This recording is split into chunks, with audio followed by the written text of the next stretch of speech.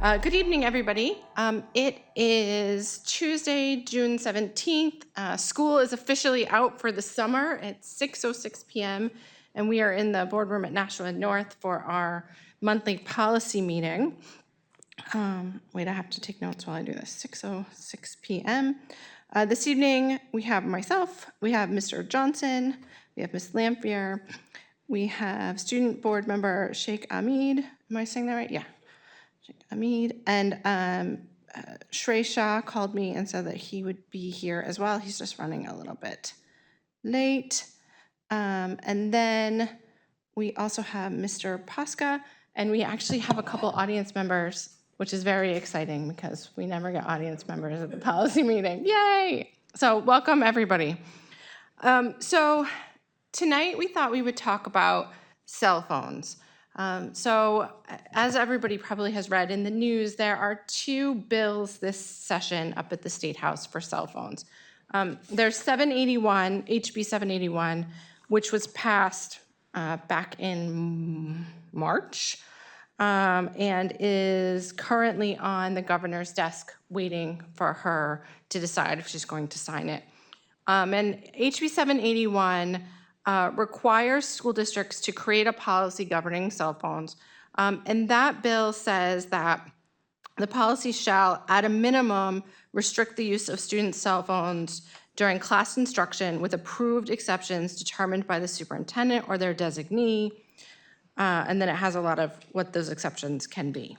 The other bill is Senate Bill 206, which has been amended a couple of times and went to a committee of conference at 2 o'clock this afternoon. And that's when a few members of the Senate and a few members of the House in New Hampshire literally sit at a conference table and discuss the changes that each of them has made to the bill and try to come to a resolution.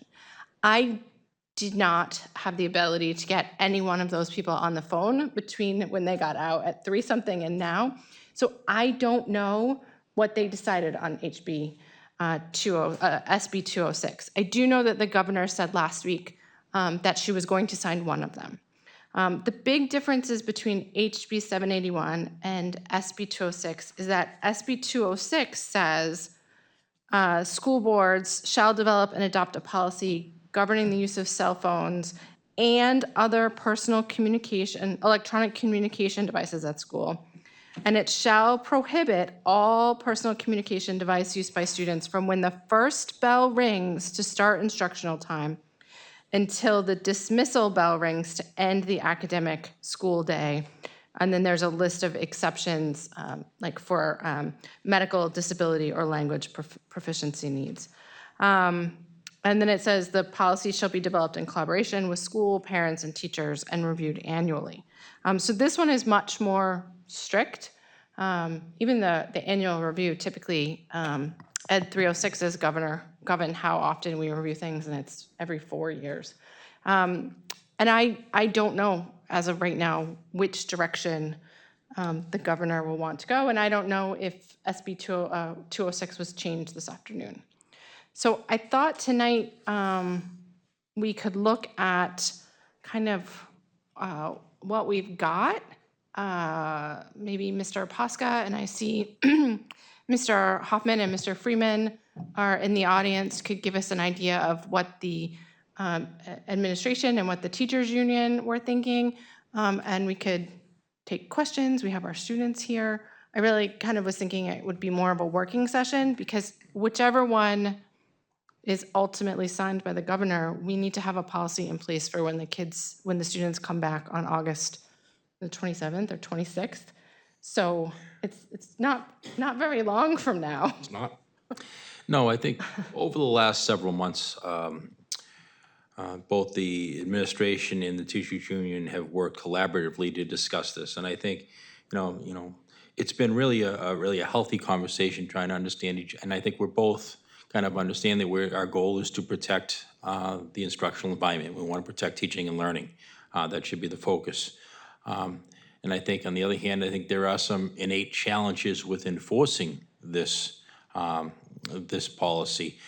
Specifically, I think, more in particular, I should say, at the high school level, where it's going to be a kind of a major change in how business is conducted. So I think it's going to, as we go forward, we do know, whatever policy is enacted, whether it's, prohibiting cell phones during classroom instruction, which is kind of the lesser of the bills, in terms of the more kind of strict bill that's saying from the start of the school day to the end of the school day, there should be no cell phones out in school, which was going to be, I think, from an administrative point of view, and I think the union also saw the challenges that may arise. I think the other piece that we've talked about as we've gone forward here is to talk about this not from a, as whatever policy is enacted, looking at this, yes, we will have to work with families and students and parents and guardians about what goes on. That's goes without saying. But from the idea of looking at this and I know Mr. Hoffman and Mr. Freeman will be speaking there, and, in particular, Mr. Freeman has done a tremendous amount of research and work to support, a cell phone policy ban, and I commend him on all the work that's been put in. And even he talks about kind of this is looking at it as an addiction, with some of this. And I think we've talked a little bit within our meetings about this, kind of the science behind this, and the science about, adolescents and screen time, and their, kind of being just gravitating and mesmerized by the phone. And I think that's a habit and something we have to break. And it's going to take some time. In conversations with not only staff but also our administrators, whatever policy we're going forward with, the beginning of the school year is going to be a challenge to put this in place. We did take the opportunity a couple weeks ago to kind of try to get ahead of this and let people, let the community know what is forthcoming. I think it did, bring about a lot of, feedback from the community about what their thoughts were, and even at the school levels, talking to some administrators, particularly at the high school. I think students were wondering what this was all about, the impact it's going to have on them going forward. And I think that's, all those are fair questions. But at the end of the day, I think we need to kind of make sure we're communicating this out clearly to all of our stakeholders, to let them know what our expectations are going forward. And, that we need to work with them, because at the end of the day, we want teachers, we want to be able to teach, we want students who want to be able to learn, and we want to make sure we protect the classroom at all costs. And that is our goal, and we're going to work together to kind of make sure we enact something that's fair for everybody, and recognize that, month of September could be a little bumpy, and hopefully we'll, as we kind of find our cadence and find our rhythm with this new update, it will be in place. I don't want to negate or forget to talk about the impact that this might have on at the middle school level or the elementary level, because this is a, K-12 policy that will be enacted. I think for the most part, we do have some good things in place at the elementary level. Some of the challenges there really revolve around smartwatches. And smartwatches are smartwatches until they become personal messaging devices. And so I think, that will continue to be a challenge, and it has been a challenge this year. A little bit of a mixed boat at the middle school, but overall, I think there are things in place that, the expectations that they are not being utilized in class as much. So certainly a little bit of a change, but I don't think as significant as a change it will be at the high school. And those are where a lot of our conversations have come because of the impact that it will have there. So looking forward to some of the feedback, particularly from Mr. Freeman, as he can share out some of the things that we've discussed in our meetings, as well as from the students who I'm sure who are in the trenches every day and kind of can tell us a little bit about what that's like on the day-to-day basis. So the idea to have this working session was to kind of get some feedback from all parties. And as we know, one way or the other, we have a policy to create in the upcoming month to implement for the beginning of the school year. So I just want to bring everybody's attention to tonight's packet, which is on our website. For anybody who's out there looking, if you go to the Nashua School District website and you look up Board of Education meetings, then there's the agendas, and it will have the packet there. Included in the packet was a copy of Senate Bill 206, which is the more stringent one. And then if you flip, you'll see at the top it says MMS. That's McCarthy Middle School's cell phone policy. It's from their handbook. Then Fairgrounds policy, then Pennachuck's policy. Then we have Nashua South and Nashua North's policy. And the one thing that they all have in common is that already students are not supposed to be using their devices in classrooms, and I don't know how well that's going.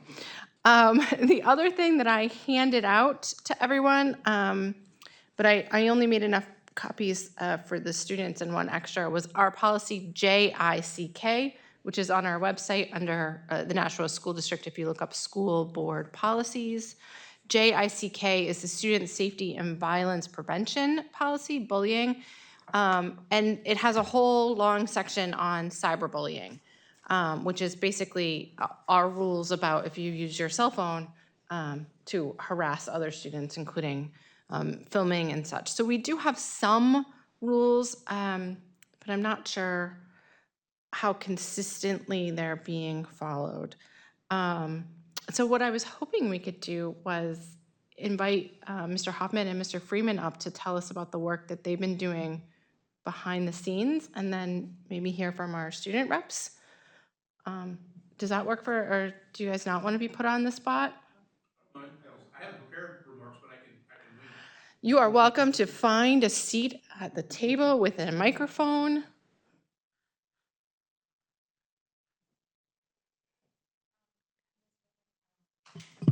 Dylan did say that he also set up the podium. Would you, if you would like to stand at the podium? Okay. It just feels more comfortable to sit, Oh, right? yeah, of course. I was just thinking if anyone else wanted to speak. No. Yeah, I am not opposed to, we don't have, we labeled this as a work session, which means that we kind of get to make the rules as we go along. So if we have audience member who would like to speak, I have no opposition to that, or if other people arrive and they want to speak. The other thing is our committee meetings have a 90-minute time limit. So 7:30 is our stop time, and then we would take a pause and schedule another meeting if we need another meeting, which I'm sure we will in July. So in order to use the microphone, you press the button. If it's green, you're on. If it's not green, the recorder's not picking you up. So if I could just have you press the button, introduce yourself, and then I will stop talking and listen and take notes. Walt Freeman, English teacher at Nashua North. Gary Hoffman, I'm president of the Nashua Teachers Union. Welcome. Thank you. So this is my first year serving on the executive board for the Teachers Union. Gary asked me to be on the discipline committee, and I was very excited about it. I didn't know what to expect. And so, as Mr. Posca's already said, we got together. There were administrators, teachers, union members, central office folks. And, you know, this was before we were aware that the state was going to pass this policy. And we've been wrangling about it. I also met with student reps as well to talk about this.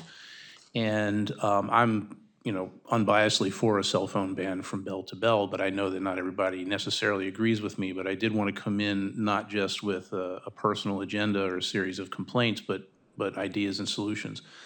I worked with a social studies teacher at North, Paul Menard, and we did some surveys and were able to present data that teachers, for the most part, overwhelmingly support this, but there were some that didn't. So I can't say that I speak for 100% of the staff at North and South, but probably a significant number of them that support this. As Mr. Posca said, we know this is going to be an incredibly difficult battle. We also want to do it with minimal impact on taxpayers, and our goal is to protect the educational value of the classroom. As Mr. Posca said, I firmly believe this is an addiction we're battling. It's not cell phones, it's an addiction. It's an addiction to dopamine tied to the rise of mental health issues and anxiety. Sea of students whose the tops of their heads you're seeing in the classroom all day, and it's logistically impossible to enforce a casual cell phone policy effectively in the classroom. And I'm fond of saying I went to school in the 70s where they had smoking patios in school. You could go out onto the patio and have a cigarette with your teachers. And the cigarette companies knew that if they put cigarettes in the hands of kids, they'd have lifelong addicts. And when cell phones have come along, and that's exactly what they're doing, and we're now developing lifelong dopamine addicts. And what I'm worried about with the addiction is that we are having generations of young people training their brains to have no attention span whatsoever, to think that the retrieval of information is the be-all and the end-all of knowledge and wisdom, and it's just not the case. So, presented those numbers to Mr. Pasco. We've been going round and round. I'm personally glad that the state is taking this battle out of our hands, because, I've seen comments in Nashua Scoop and on the school district page where people are making some rather sad arguments and directing their anger towards the school district. We don't need to fight that battle. This is mandated from the state. Our job is to make it work, and it's a Davy and Goliath kind of situation, but the state's giving us a slightly bigger stone to face the giant. I'd be happy to answer any questions anyone has. That's kind of my informal presentation. Thank you, Mr. Freeman. So I sat through a lot of the public hearings about these bills up at the State House because I was very interested. I saw Mr. Huffman testify. I saw a bunch of other teachers and principals testify. Some districts have the yonder pouches. We don't have any money for that. So one of the big concerns that I have going forward is what do we do, right? Because I don't want, I have two feelings. Putting my mom hat on, if my student is struggling in their class because they are using their cell phone, I want to know so that I can parent, right? And help them with that problem. Putting my social worker hat on, I'm concerned about teachers and students having power struggles over the teacher saying, you need to put down the device. I'm concerned about putting a pouch at the front of the room and having a student steal another student's cell phone, either maliciously or because they want to play a prank on their friend or whatever. So I guess where I'm struggling to come up with a policy is how do you enforce it, and what can we do to help teachers so that we're not losing class time, and kids aren't losing instruction time over battles over cell phones, and how do we get parents involved in helping with this? That's a big question, I know. Yeah, I think, so just a little background before I answer your question. I've been on the Discipline Student Behavior Task Force since 2015. And for the past 10 years, every year when I've asked our members about this issue, they've all been asking for some sort of cell phone policy. So this has been a consistent ask. Regarding what you're saying about the power struggle, I think we're not the first school district to do this. We have had actually schools successfully implement cell phone policies in the past. I was at one. Fairgrounds Middle School had and I believe they still do, a very strict cell phone policy. That first month gets a little tricky, but after that, it was never really an issue. I think that we want to do so if we do some preempting. Well, we probably want to meet with parents, explain that this is something that the state of New Hampshire has decided to do, and we're going to be part of that, letting them know what the rules are ahead of time. I think it would be wise, especially at the high schools and maybe the middle schools, because we're going to be tightening up the cell phone policy no matter what law is passed. Maybe doing assemblies that first week, what's acceptable, what isn't, where you put your phone, whether we choose to have the kids put their phones and leave their phones in the locker for the day, for example, might be an option. You don't need a yonder pouch for that. I think if, we clearly explain the rules ahead of time to both the parents and that first week of school to the students, and then we get the whole staff together where you really try to make sure that we enforce it those first couple of weeks. The kids will get used to it. Every time I've read an article or watched a documentary or a news story about a school that's gone cell phone free, after a couple of weeks, guess what happens? The kids are happier. They're learning more. They're smiling more. They're talking. The kids are going to like this, I think, after a couple of weeks. Yeah, there's no doubt about it. It's going to be a struggle at first, like it is with vapes or anything else that we deal with. My suggestion was, and I had given the discipline committee a mock-up of a plan, but being clear with the expectations and being consistent with the enforcement is going to help. The parents may or may not like it, but unfortunately, for them, it's going to be a state policy, and so our job is to enforce it effectively. I did make a suggestion. I was talking to an administrator in North who suggested, we issue every kid in North and South a locker. They don't use them, and yet, if they put their cell phone in the locker at the beginning of the day, it's still under their control. It's locked up safe. I mean, I'm not responsible for a $500 phone that could get lost or dropped or stolen. And if they violate the policy, admin can put a lock on the locker and unlock it at the end of the day. That would be minimal cost to the taxpayers and using a resource that we already have, is one suggestion. But again, making sure that the parents know what the expectations are, the kids are, and making sure the staff knows that this has got to be across the board is going to go a long way toward making it successful. Yeah, I mean, for me, the liability of a teacher taking, at this point, it's $1,000 pocket computer, right? Like my heart skips a beat at the idea that a teacher would have it, maybe have it, and they're like, you know what I mean? And then something happens to it and a parent wants to sue the teacher. And I don't ever want our teachers to be in that position. It's not fair. And just piggyback on one of the conversations that we had, it's not just teachers, it's administrators too. Right. At some point, we are putting them in positions to possibly have to, maybe, have a phone and give it back to a parent. So I think it's all of us who are part of this, and all of us have the same concerns, but to the, to the points that Mr. Freeman and Mr. Hoffman were trying to make is setting the expectations and communicating it. That's one of the reasons why we tried to get some information out, a couple weeks ago to let people know, what's coming up. And I think it's, to the conversations that we've had internally, we knew it was going to generate a lot of feedback of what it is. But I think, as we get into it, and I think, we've talked about the science of it, we've talked about the kind of the implementation of it, that, the beginning is, and when you make change, that's going to be a challenge, But one way or the other, we do know some type of policy is forthcoming. And I think that's important, whether it be from beginning of the day to the end of the day, or from, within the classroom. I think that's some conversations, and I know I'd like to hear from some feedback from the students, if that's okay, Ms. Raymond, about kind of what it looks like in their schools now. Yeah, I mean, I tend to agree with Mr. Freeman that I think it's an addiction issue. So, yeah. Sorry, real quick, before we continue with this, I have a question on SB 206 FN. So it says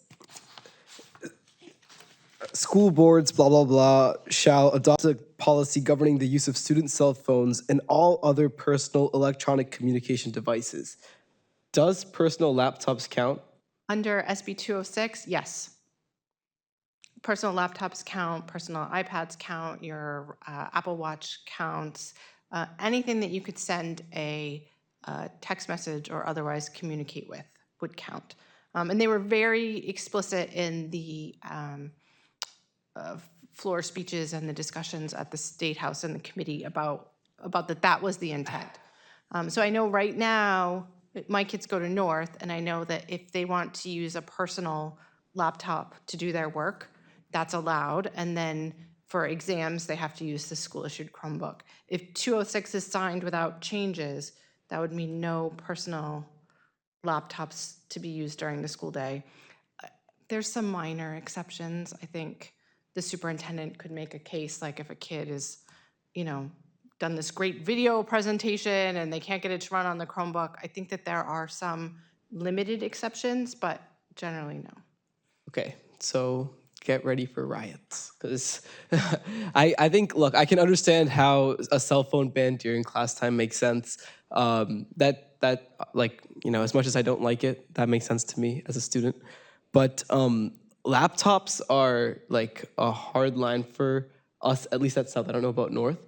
Even on the AP tests and on the PSATs, students were forced to use their on the SATs, students were forced to use their Chromebooks when the test ran equally as well on your actual laptops, and students were really, really fighting against that. So I think forcing students to use Chromebooks when they have better devices that run faster just will not sit well with them at all, or myself.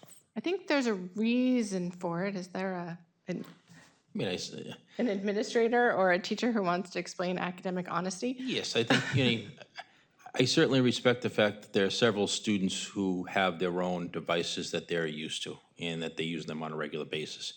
However, our job is to promote, equity and access for all students, and having everyone, take, be given a one-to-one Chromebook grade 6 to 12 is what we're trying to do. When we talk about giving tests and assessment, that's about protecting the integrity of the assessment. And sometimes there are things taken online that can only be done online. And again, I respect what you're saying, Shrey, about the fact that, people prefer some other things. But I think there are aspects where, if we all are giving Chromebooks, where I have to really disagree with you is that whether you're on a Chromebook or your own personal laptop, it's what's coming from up here.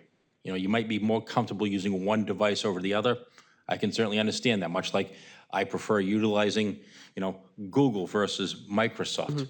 That's my own personal preference, but there are times I have to utilize both. So I think the changes can be made, but I think the intent of this policy is to protect the academic environment. It wasn't to prohibit students. And I think, as I talked about before, we talked about smartwatches, That's going to be a challenge. I don't, one of the conversations I've had with Mr. Freeman and Mr. Hoffman and the group, I don't want people going, hey, what's that watch? A watch is a watch until it's not a watch. And then we'll have to address it at that point. I think we have a lot of other things that we're doing on a regular basis that we don't have to go seeing, what type of watch does Mr. Hoffman have on right now? That's really not the intent. If we see some conversations going on, if we hear recordings going on, that changes the intent of what's going on, and I think that's when we have to set in. But certainly, I think, one of the challenges that we've also had is that when we're talking about logging on, Mr. Freeman is a teacher, and myself, we have to log on with our cell phones in order to get online due to the multifaceted authentication. Oh, look, yeah, I know. A safety issue there. Again, we're trying to, protect our devices, trying to protect our systems here. So there's a lot going on. I think personal preference is going to come into play, and I think we've had a lot of conversations about personal preference, about, if you want to utilize your laptop to take notes, whatever, we've allowed that, but when it comes to assessments or state mandated testing, we've talked about what device that's going to take on, and I think we as a district can't control that. Yeah, no, I get what you're saying about assessments and tests. That makes sense, especially for AP tests, PSATs. I get it. I'm just saying, like, it's just easier to use your own laptop than it is to use a Chromebook. And that's just a fact. It's not like, but as to where I stand on it and other students as well, I actually had a question for you guys also. Why not lunch? What's wrong with using your phones during lunch? Enjoy being on the spot at any time. Sorry. You can tag out and tell one of us to be on the spot. No, these guys are stakeholders, and they have a right. They have a viewpoint. They have a thing. I'll answer that question in 2 seconds. I want to go back to the computers. I wasn't aware the computers were included under this personal, so I'm not prepared to defend that. I do know that there is a program that we have at North to protect academic integrity when using computers. If you're using a district computer, you're on this dashboard, and the teacher can see who's playing a video game, who's looking for answers elsewhere. So I know that aspect does. I don't know what the program is called, but I have a feeling we're going to be using it more and more. Isn't that just on the desktops, though? Not on the Chromebooks? That was on the Chromebook. I think it's on the Chromebooks, too. Deldeo? Surprise. Thank you. But your second question was, thank you. Lunch, probably E-block too, right? Yeah. Lunch, E-block, between classes? Well, a counter question would be why. We have, unfortunately, we know that there's a bullying problem, a fighting problem, a drug problem in high schools, and that phones are used to coordinate meetups and harassment and deals. And if suddenly you can only use the phone when you're in the bathroom, we're going to have an awful lot of kids going to the bathroom during class.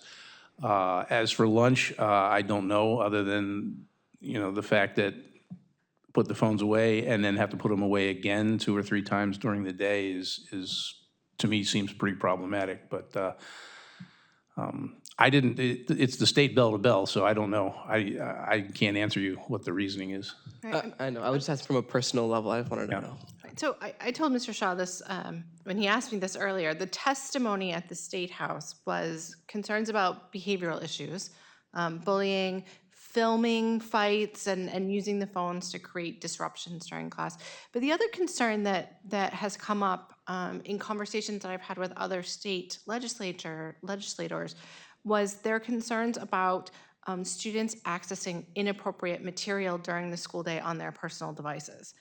Whereas on the school-issued Chromebooks, there are essentially parental controls that the school controls. You can't get to inappropriate sites. But on your personal device, most teenagers are tech-savvy enough to get around that and use their data and access things that they really shouldn't be accessing, and then potentially showing that to other students who really probably shouldn't be seeing it either.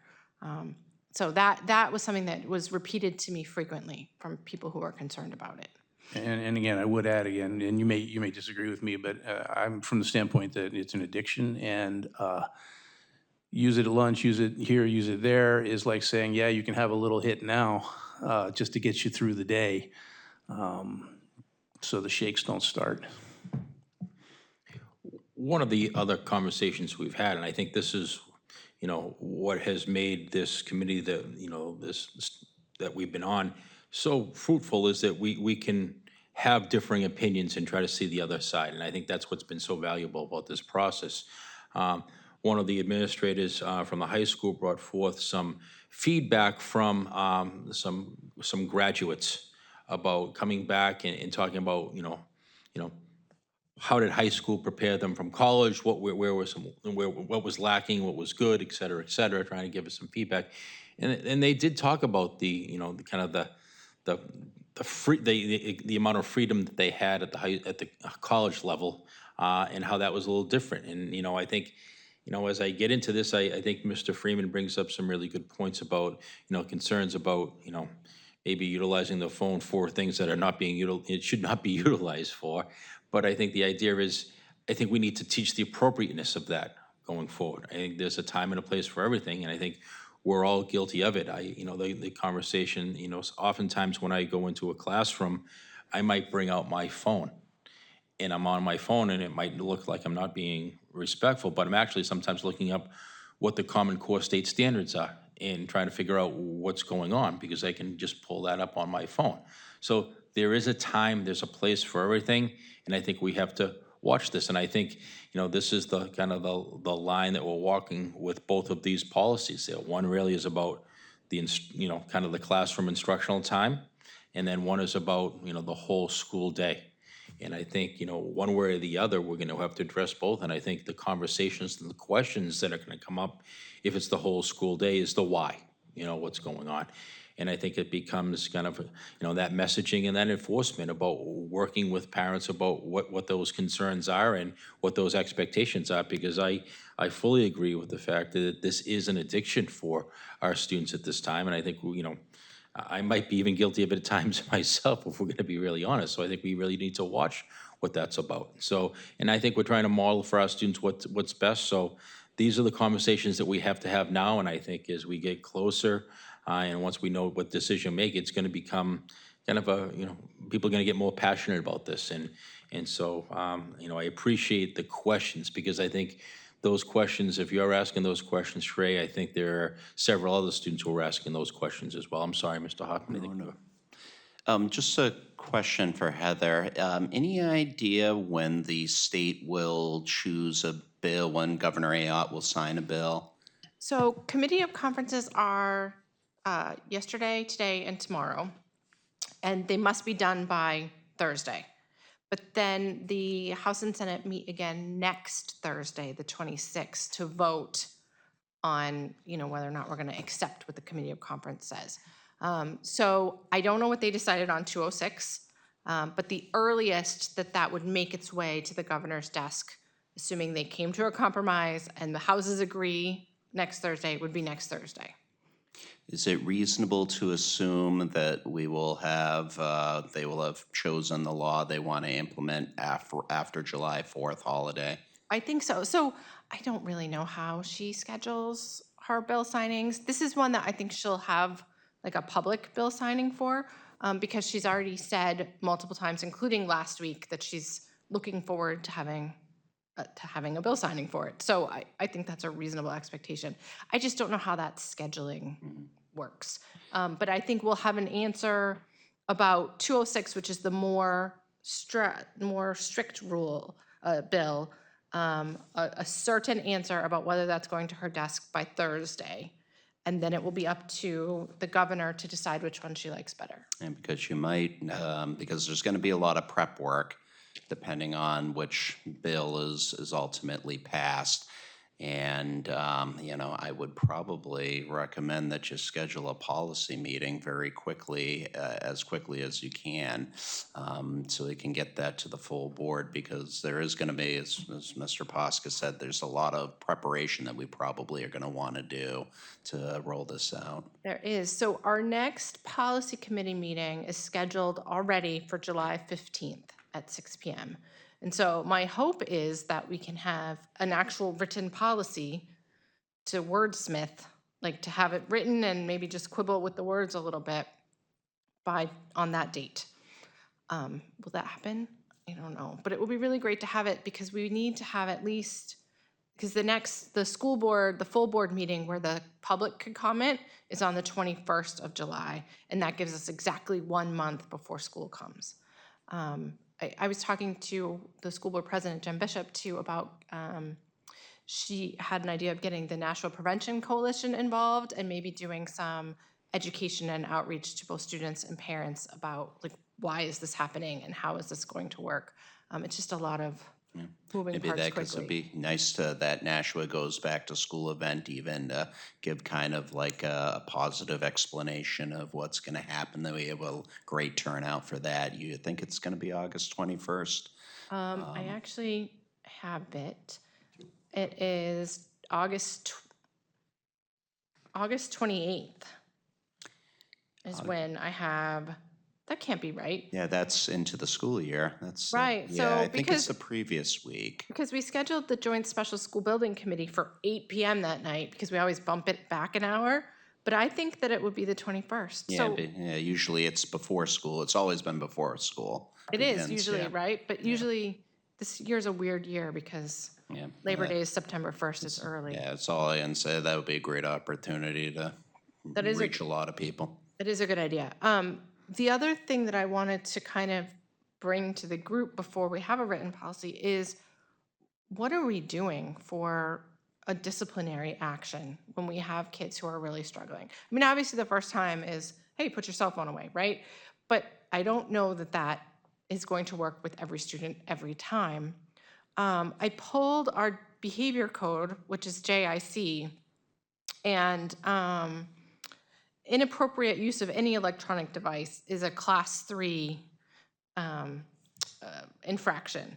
And class 3, I think, is detention, right? Wait, I gotta flip the page. Those still happen? Yeah. I haven't heard of a kid getting theoretically. detention in a while. Yeah, I think it's a discussion and then a potential, like a detention, right? And I think I'm not as we get into those lines of the, the consequences, it's certainly going to be working with those individuals, because there are going to be some students who are going to struggle with this expectation. Yeah. And how we've just said, and I think we just really reiterate what we talked about. We've talked about protecting the classroom environment. Right. We've talked about that importance there. We've talked about this being some type of addiction.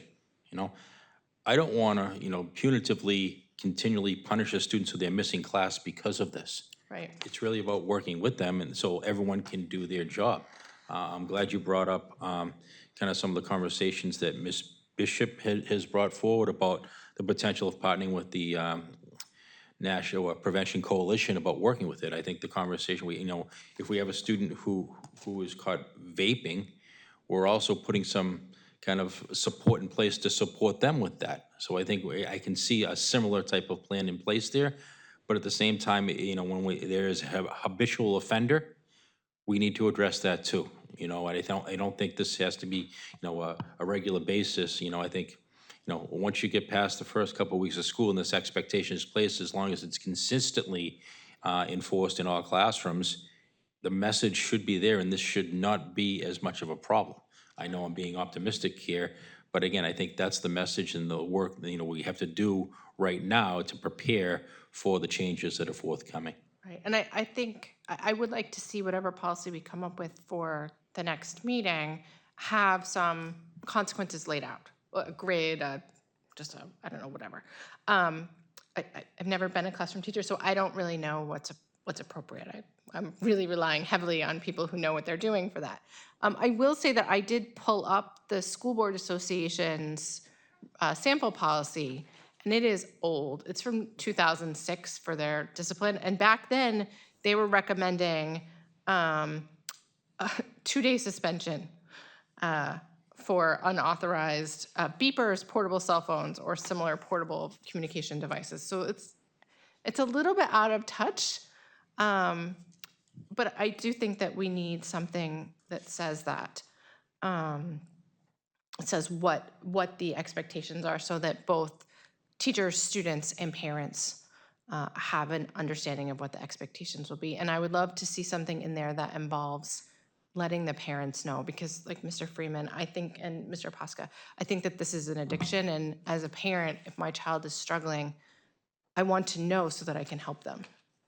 So I'm looking around. Ms. Lamper, you have your light on. Do you have a question or a comment? Well, I was just looking at this thing here, the New Hampshire School Boards Association. Does anyone in the state have this in effect right now? No. So this is their sample policy from, if you're a member, you can get their sample policy. Merrimack, Mr. Hoffman might know, Merrimack has a no devices policy. And I only know this because I have friends who live in Merrimack and their kids were freaking out last summer about not being allowed to have their Apple Watches. But I don't know how it's going.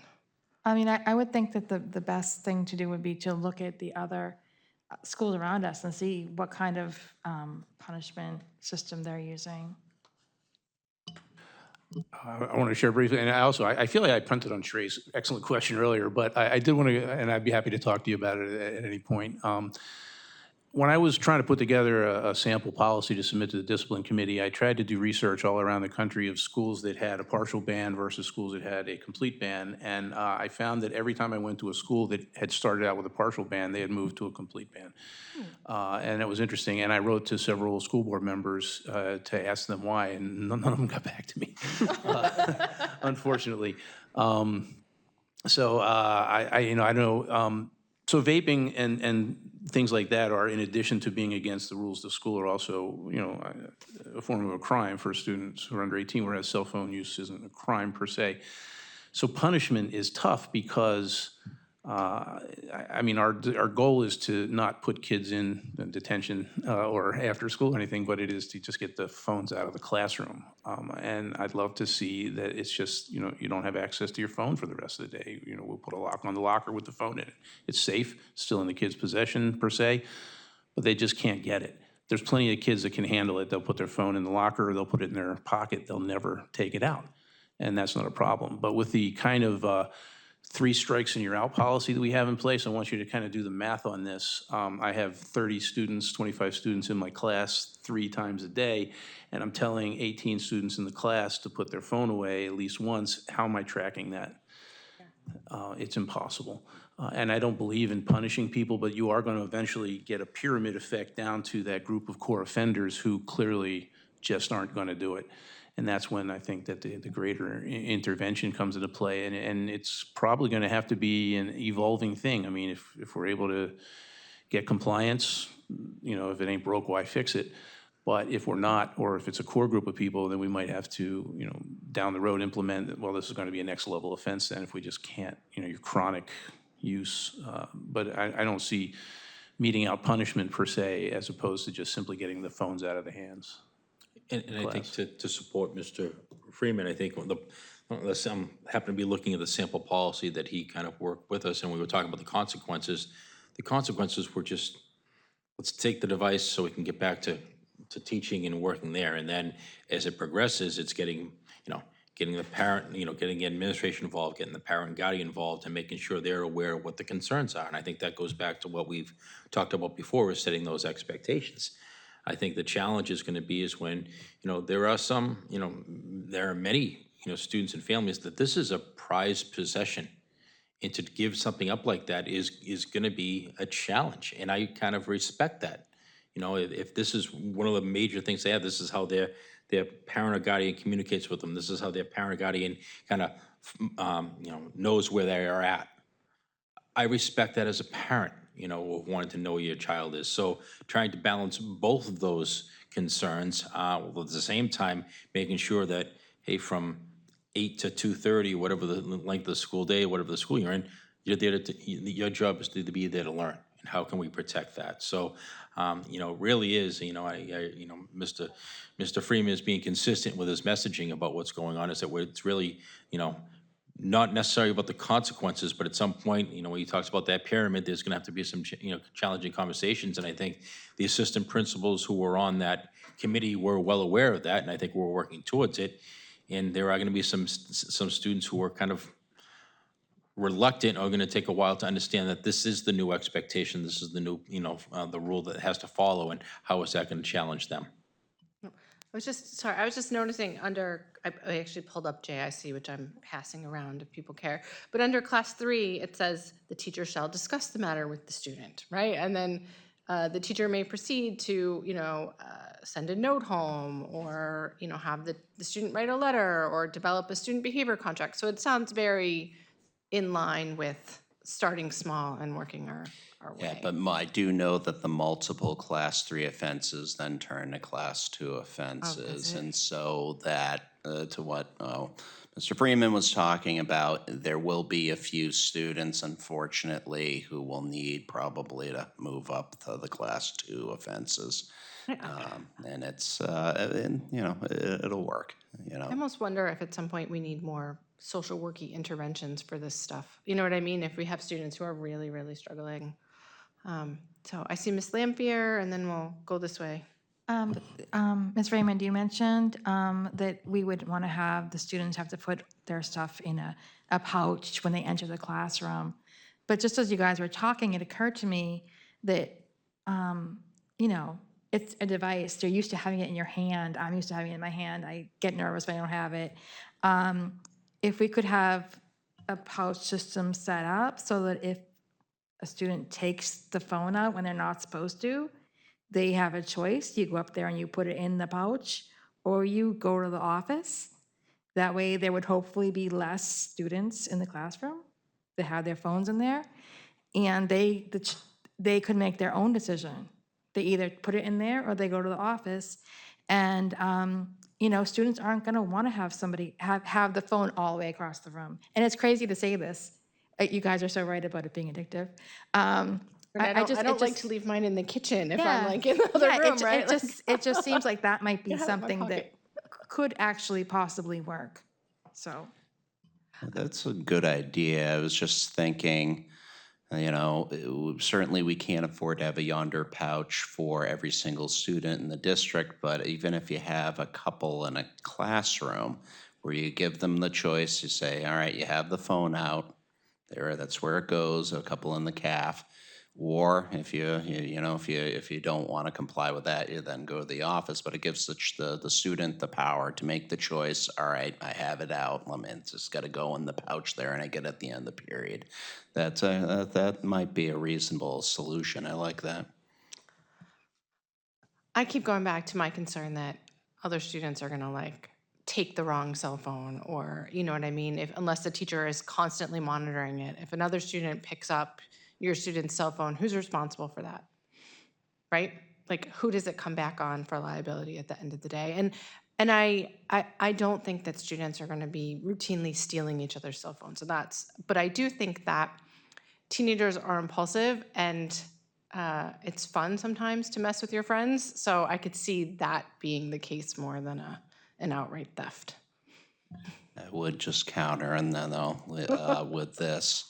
I think there's actually more of a chance of that happening now where all the students have their cell phones on their desk Yeah. than it being in a pouch where someone actually has to walk up to the front of the room, open it in front of everybody. The risk is greater now than the other. So, in my view, at least. That's fair. Mr. Schrey?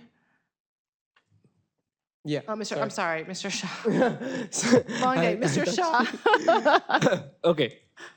So obviously my views on the bills that would be passed, that's not relevant right now because I don't have any say in what the governor is going to sign. So we'll keep that aside. I'd like to talk about the consequences to what happens if you don't follow this. So in my high school career, there a few different teachers have used different ways of combating phone use. I'd like to walk you guys through my personal experience in each of them. So this year in AP Gov, my teacher had a tally system. So the first time you're on your phone, your name goes on the board.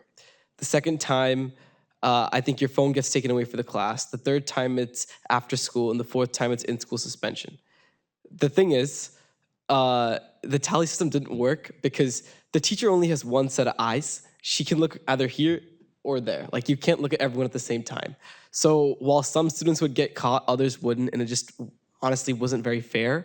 But also, kids were still using their phones, and there wasn't really that big of a decline in phone use. So that's why I'm low key against the tally system. Yeah, that's the first thing. Now, in and also keep in mind these are AP classes, so kids are more willing to learn in these classes. So it's different than the normal classes, than the foundations and honors classes. So, anyways, then last year in APCS, my teacher had everyone when you come in the room, you get 5 minutes on your phone, and then everyone puts their phones up at the front of the class on like a shared desk. Yeah. Although this wasn't a problem in that class, it's been a problem in some of my other classes when kids, and I can say I've done this too. Kids have like taken each other's phones and just hit it around the room as for fun, nothing serious. But yeah, looking back on it, if someone broke something or if someone didn't give it back, that's a big problem. So that's why I'm also against keeping your phone in a public space with other phones. However, one thing that I've seen that has worked, and my teacher only did this for tests. Sorry, I'm talking a lot. But when you come in the room for the test, each teacher has, they still have it, right? What's it called? The little rectangle with the pouches on it? Shoe tree. Everyone takes their phones and you get your little number assigned and you put it in the shoe tree. And then after class ends, you take it out. That's the one policy that genuinely worked. No one was on their phone and no one took someone else's phone on purpose, at least. But like that's what if not SB 206 FN, but HB 781 FN. That's the one where I think we should do that. Shoe tree. Because for the SB, it's like you're not allowed to use it. So I would add, none of those would be necessary if the phone wasn't in the classroom at all. yeah, but honestly, I don't agree with the lunch ban, the e-block ban, or the in-between class ban. I get it during school time while the teacher's talking, I'm not on my phone. That makes sense. However annoying it is to me personally, that makes sense. But between classes or stuff like that, like I can't get behind that. But I appreciate your view and respect it. Same. Mr. Amid? Okay. Mr. Johnson? So one of the things I was hearing from teachers is, of course, the difficulty of enforcing these sort of things. Right. And one of the things that was proposed was maybe go hard from the beginning. In other words, first offense, your parents are being called to come pick up the device. Like just literally don't do these little tiny things, go right to phone's gone. You committed this offense, phone is gone, we're calling your parents, they're gonna come and get it, and we'll discuss with them. but that way you sort of knock it out right from the get-go. You don't have this buildup where people may be trying to sneak it here and there and all this stuff, and you just immediately go right to the end result. The phone is now no longer with you. Is that what they do at fairgrounds? Well, we did that for years. I'm not there now, so I can't speak to now, but we had what we call the bag it and tag it system, and it worked fine. The kid had the phone out, and they had to go to the office. The first offense, we allowed the kid to get the phone from the vice principal or principal at the end of the day. Second offense, their parent had to pick it up. But you know what? After, the expectation was set, after a couple of weeks, it wasn't an issue. You had that one or two kids who would do it, but it was great. I didn't have to worry about cell phones at all. And it worked fine. I guess, we can't be afraid of trying to enforce rules. It's definitely possible. Those of you who know, I went to high school, we couldn't even wear sneakers or shorts. We had a very strict dress code. We had to sit a certain way in our desks, and we did it. It was fine, and we were high school kids. I liked it actually. I thrived with that structure. Well, some of us would be deliberately antagonistic. I can't deal with the dress code, no. Mr. Johnson, did you have other thoughts or questions? And that was one of the main, concerns is just that teachers having, it's another responsibility on teachers to, like the tally system and stuff. Like it's difficult for teachers to have these added responsibilities of having to police more things in their class. And that's why, the suggestion was to go, heavy from the get-go to sort of just try to, because again, if you're like, now don't do that, now don't do that again, okay, now you did it again, don't do it again, or else, it just doesn't seem to accomplish, what you're setting out to enforce. Yeah, I have a lot of notes on it, but I think that'll be going into our next meeting or even discussing what we want in the policy. Yeah, for me personally, I'm hesitant to put my personal thoughts into what the policy should be for how to enforce it, because I don't know what it's like in a classroom. Right. So I would feel much more comfortable having it be classroom up to the board and us being like, yes, this seems like common sense, as opposed to the board being like, here's how I think you should handle it. So that makes me very uncomfortable. I personally had a kid who had an IEP that allowed him to use a phone in class. So, it was never a thing because he always had the phone with him and it was always part of his classroom assignment. Right. Ms. Lampier? I'm just wondering if we did decide to go heavy on a policy like Mr. Johnson suggested, if we put into our policy that cell phones aren't allowed bell to bell, and we're not responsible for any phones that come out during the class, during the day, would that be like legal? Would that be, could it cut down on people suing us? If we say we're not responsible for the phones. I don't know. We should definitely ask a lawyer that. I think we'd have to get some guidance there, but I just want to caution you mentioned two things there, actually, Ms. Lampier. There's going to be a policy about cell phones, but the consequence is going to fall under JIC, which is the consequence piece.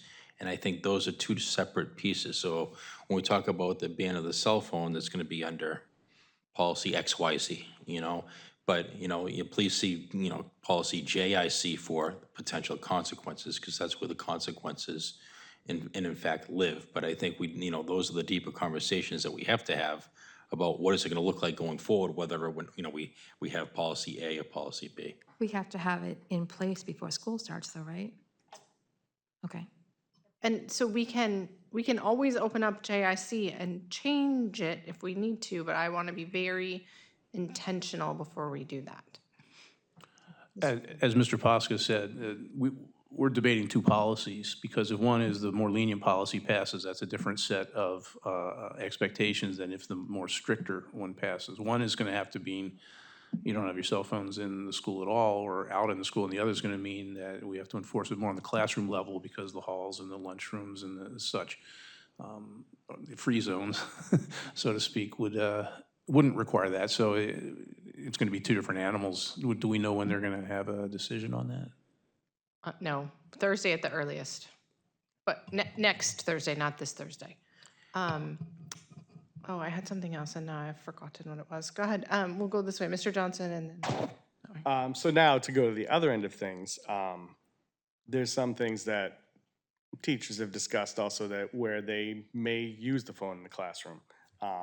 And one of the things that's been brought up to me was with the ELL students, that a lot of the translation services are better on a cell phone than on the Chromebooks. And ultimately, looking at ways, obviously, if this bill is as it is, then those are no longer available. And the question becomes, what alternatives are there? And with our limited budget, what sort of things can the school system buy into to, for those services for those students? So as of this morning, unless something changed in the committee of conference this afternoon, both bills have an exception for student medical, disability, or language proficiency need. So those students would get essentially a waiver. And then that becomes the issue of, are they using the phone for those Right. purposes? My concern is also, I think that there's a privacy part of, you know what I mean? Not everyone in the classroom needs to know that, John needs to have his cell phone to monitor his glucose all day. Like, right now, you have your glucose monitor, you have your cell phone in your pocket, it's a relatively private thing. But if you're the only kid who's got a cell phone, Right. it might be a little bit of ostracizing. So that, I don't know how to handle that. I'm sure there are other circumstances that teachers deal with all the time where they manage unique needs of individual kids in a way that is not ostracizing. So, Mr. Ram, if I could ask Shrey and Sheikh a question. I know if it were me, and I'm asking for, from the, viewpoint of a high school student, okay? I would still want my phone on me. Yeah. I could live with the fact, all right, I gotta keep it in my backpack, or I could keep it in my pocket. And again, I think Mr. Freeman, I think we have about 2,000 built-in yonder pouches in each high school building right now called lockers that could serve that same purpose there. And I think that's a valid point that Mr. Freeman brings up. But from the idea of, in your pocket, out of sight, out of mind, or your backpack, how much of a challenge is that for high school students, in your opinions? It's a very big challenge. I know, without a doubt, everyone feels way more comfortable having their phone on them. And I think lockers, I feel like they'll work at the middle school level because they're already used to using those lockers. But with high school, me and Shrey have never once used a locker. I don't know where In my high lockers. school. I've never met a single person who's actually used We their don't locker. and no one, absolutely no one uses their lockers. And I feel like maybe the incoming freshman class would be able to do the locker stuff, but not the people that are in high school right now. What about the use of the backpack? I see a lot of backpacks. Everyone uses their backpack. Everyone uses Backpack comes from class to class to class to class. I've never. Some people take it. I take it to lunch as well. Backpack's the thing. Yeah. If you keep it in the backpack, that makes sense to me. Yeah.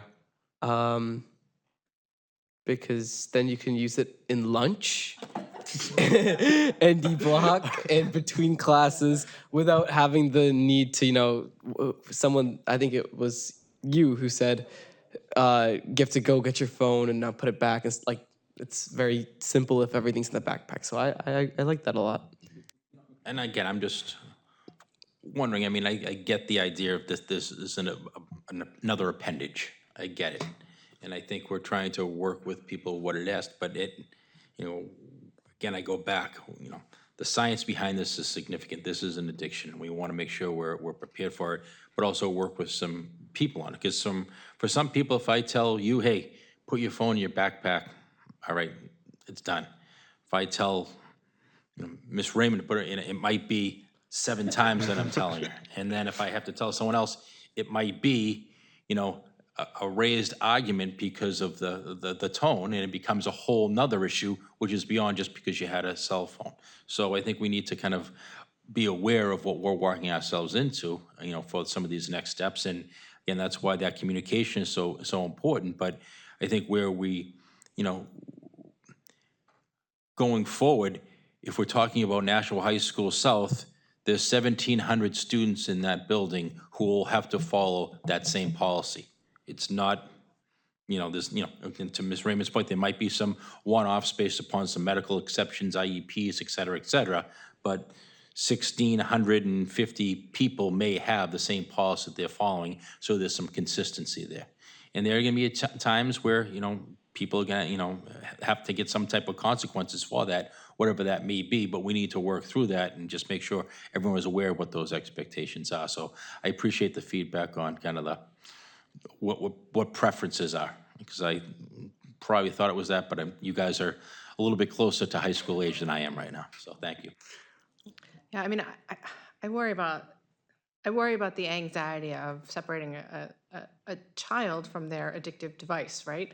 But I'm thinking about the number of students we have who are responsible for siblings, and coordinating that kind of stuff, and the number of parents who want to be able to have their child get in touch with them if something happens. And so I can see it might be a softer landing for some students to have it in a backpack than in a locker. But again, I haven't been in the classroom, so I don't know how difficult this will be. It would be very difficult for me personally to be physically separated from my phone. And I've been like that since my children were born. So, you know, well before they had cell phones, but I just always needed to be, as a parent, available to them. And now as they're older, I want them to be able to get to me. But I was in high school in the 90s, and I would call my mom from the office phone when I needed her. So Yeah. I think the thing here is if you keep the phone somewhere in like a pocket or somewhere close to you, like on the desk right now, then rather than kids feeling anxiety if they're away from it, it's more you're tempted to use it. If it's out of sight or if it's too far away from you, like if my phone's across the room, like I'm not gonna walk over there to get up and use it. Like I'm lazy. So I genuinely feel like the shoe tree idea or the backpack idea is the best. Yeah. Okay. I have to go, but see you guys. Thank you. Mr. Ami, did you have something? Yeah, something else I'd like to bring up is just changing classroom culture in general. I was talking about this at the strategic implementation meeting for the district, and Mr. Andrade actually brought up something very interesting.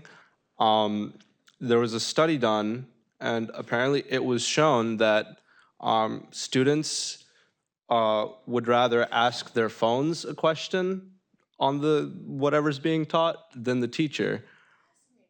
Yeah, and most of the time, the teacher sees students on their phone and they think they're not paying attention or they're not doing their work.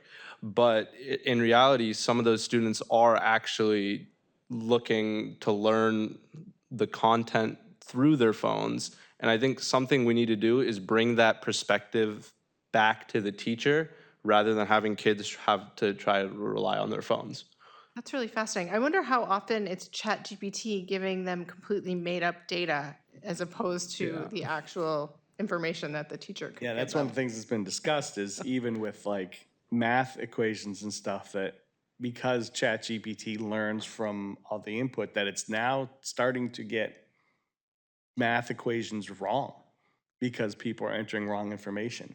So it starts to get, you know, it's building off everything it knows and it's in ways getting stupider the more input it gets.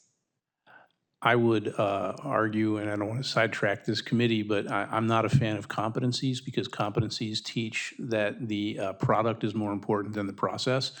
And cell phones to me are product. You can get information, but without wisdom, without context, that information is largely useless. I could say 1865, and that's a date. Without any context, without any knowledge, how to apply that knowledge. And I think that looking to phones for answers, I heard Elie Wiesel speak, the author of Night, one time, and he said, my friends ask me, why don't I have a computer? They have all the answers. And he said, yeah, but they don't ask any questions. And I thought that was pretty wise. And so again, not to get on competencies, but I'd rather teach the process of learning and applying knowledge than just finding the answer. That's my opinion, but, and I agree, you know, yeah, there's a lot of, I mean, we have the Library of Alexandria at our fingertips, and yet we look at TikTok videos and cat memes. And that's what I'm saying. It's important to have those students rather rely on the teacher who can actually teach them, you know, things broader than just the answer, right? And how did it get there? Or like, how did, like, say you're doing like, what's it called? I can't even remember. A thing in chemistry or experiment. That's what it is. You're saying you're doing an experiment in chemistry, right? And you have like a packet of questions, and the question you're trying to answer is, what was the end result, right? And how did I get there? Instead of looking, you don't really, and instead of doing the experiment, you just go on your phone, go to ChatGPT, and you find the answer. But you don't see the process. You don't like, you don't understand it fully because you're not looking at it. This is my giant criticism of how we teach science right now. Because if you don't do the science, it's not fun and exciting, and then you don't realize how awesome science is. And that's On kind my of the soapbox thing. about that. That's the thing I've been saying at the strategic implementation meetings is not to value like students that have a passion for learning, but to value nurturing that passion, right? To get that passion to grow. And you want students to engage, right? You want them to want to come to class, or you want them to want to do their work. That's really important. I don't have anything better to say than that. That's amazing. So we come back on July 15. Mr. Posca, do you think that, I assume the Teachers Discipline Committee is no longer meeting because it's summertime. Do you think that you will have something for the committee for that meeting? I think so. I mean, I think between some of the work that, you know, the committee did and Mr. Freeman, I think we can take some of that to incorporate it into, whether it be the policy and or the consequences, to have that conversation. You know, I don't want to neglect the, you know, the elementary levels and their concerns there, because those are a little bit different, but still important, you know. And I think the other piece that's in there is I think, well, actually, I think Mr. Friedman talked about this in some of his sample policies, are earbuds as well. You know, they talk about that. So I think there are some varied components of this, but I think we will have some framework there. But at the end of the day, I think we are going to be getting some marching orders from the state, and it's just a matter of what path we're going to go down and put some things in place and continue to communicate that to everyone. And I think, you know, the committee has already had some conversations, and I know I've had conversations with our administrators about what some of the challenges might be out there based upon what way we go. And so I think one way or the other, we're going to be able to take that on. And I think it's about working together to make this together. And when I say work together, it's really about, you know, not only administrators, it's the teachers and the students and the parents about kind of the impact we're going to have. So we should talk about maybe offline whether or not what else we've got going on in July, and whether or not we should open up a public comment period during that meeting to maximize the opportunities for getting community input before we vote on something to the full board. Sure. I mean, again, I do want to, you know, really thank Mr. Freeman and Mr. Hoffman for being, and be present tonight to add to this discussion. You know, certainly probably not their top pick on what they wanted to do on the last day of school, but they were here still, so I appreciate their efforts here. And I think as we go forward, I think it's about kind of the messaging there too, making sure everyone's here and aware. And then again, I think, you know, as I shared out with the administrators, I think when we sent out that communication, you know, to the community members about the policy coming forward, it was by far the most popular hit on our Facebook page with over, you know, this was a couple weeks ago, over 42,000 views. Wow. So that certainly has generated a lot of conversation. So I think, you know, once we get the direction we're going to go, it's going to certainly elicit some more conversation. So I think that makes it fair to have maybe some more public conversation about what direction we're going. Okay. Just, I'm thinking we have a board meeting next week, so we might want to mention it because, you know, everyone watches our board meetings. It's super fun. Any last comments or questions? You might want to, because we're in a little bit of a time crunch, you might want to make 2 policies just because we have no idea when the governor is going to be signing one of the laws. And so you have a policy that meets the standards of one law and then a draft policy that meets the standards of the other law so that we have something ready to go. Because we might not, by the time Governor Ayotte signs a bill, we may not have a lot of time to write a thoughtful, you know, policy. So it's an idea. It is an idea. It's listening to your testimony at the State House and Mr. Freeman's thoughts tonight. It sounded to me like I'm going to say most of the staff wanted a more restrictive policy as opposed to the less. And there's nothing in 718 that prohibits us from making a more restrictive policy. It just is a minimal. So I would almost be inclined to start there and dial it back, then start less restrictive and add. Does that make sense? Sure, you probably know the details of the 2 bills better than I do. I know that they've changed them several times. Yes, but, they have. you I'm know, trying to stay on top of it, but it's moving parts. Yeah. Can I just say thanks for letting us have a seat at the table to weigh in, and I really enjoyed your thoughts on that, Shrey. Yeah, well said, Walt. Absolutely. All right. So on that, thank you so much for being here to begin your summer vacation. Thank you very much. And you are invited back in July. And I don't have anything else. Do we have a motion to adjourn? I'll make the motion. Yay. Thank you, Ms. Regan, Ms. Lampier. A second? Second, sure. All right. Second by Mr. Johnson. All in favor, say aye. Aye. And we are adjourned at 7:25 p.m.